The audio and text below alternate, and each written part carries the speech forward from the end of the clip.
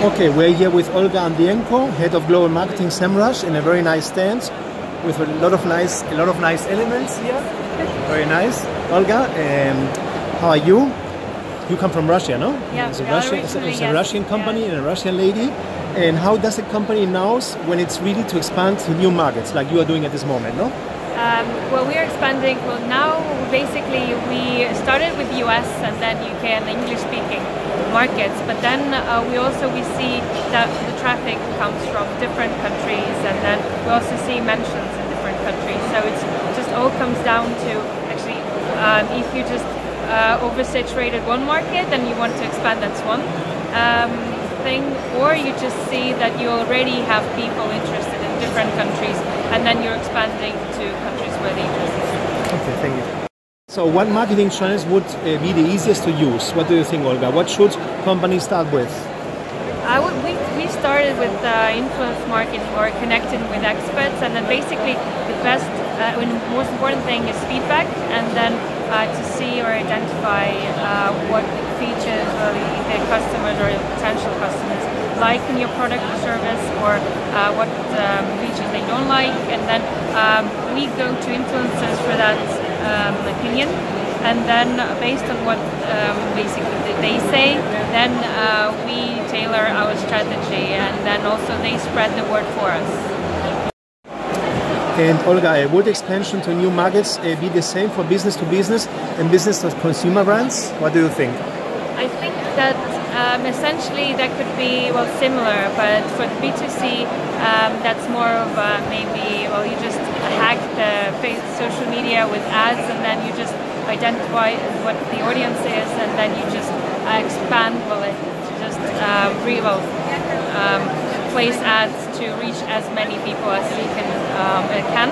But I would say that in terms of ad strategy for B2B, that would probably more focused on intent, and then you can really tailor that with ads in search, and then it would be probably again influencers and more like going to communities or closed communities on social media like LinkedIn and Facebook.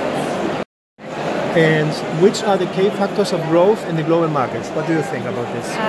Key factors would be the growing amount of mentions or referral traffic, and also if we see or if company sees the growth in traffic in markets that you target, then obviously you're doing something right. And then if you have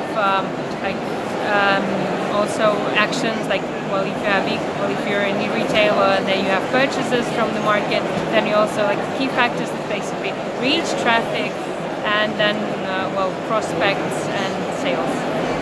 And which challenges or issues do the companies face when executing a global expansion strategy? Give us some tips. Issues and mistakes of language or cultural, and then mentality of people, and then sometimes then there could be the brand name that should be changed because it means something bad in the language, or your brand has colors that mean something offensive, so you have to pay attention to that.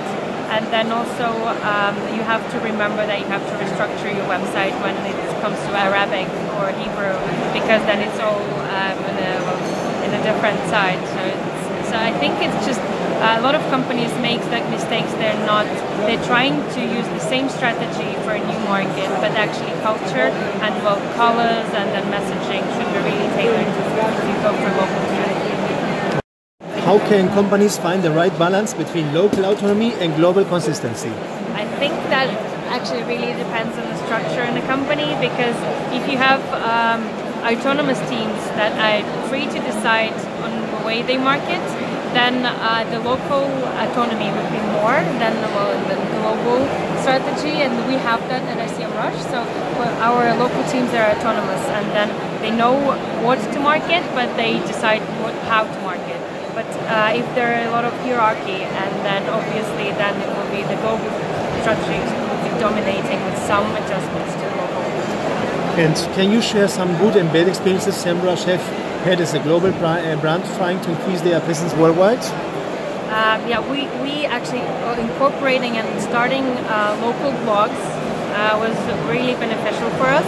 Also with social media, because some Italians, Spanish and French people, they struggle with English sometimes, and then having everything for them, like social media channels and blogs, really helped us increase our presence. And in terms of bad experiences, I'm sure we had some, but I off the top of my head, I can't really remember that now. This is the first time you are here in dmexco? Is the first year, or SEMrush has been some years? For SEMrush, okay. we've done the stand. I think that's the biggest stand we've had here, because we see that the importance of being in dmexco. But that's my first time. Yes. And I'm really impressed about the vastness and about how big the stands are, and then I believe that it's really a place to be for a company like us. SEMrush is not a Russian word, no? It's English, no? Or what is the meaning? SEMrush, rush, be fast, no? No, it's SEM, well, stands for search engine marketing. Well, it used to be like that, but it's not connected to Russia, and then it's Russian/US based. Okay. And we always targeting US, and then that's our primary market. So I would say that it means anything. It's just it's like a good, nice. It's a nice logo. Yeah. Okay, thank you very much, Olga. Wish you a good days, good 2 days here in dmexco in Köln, in Cologne, and a lot of exits. Thank you. And good business. So much.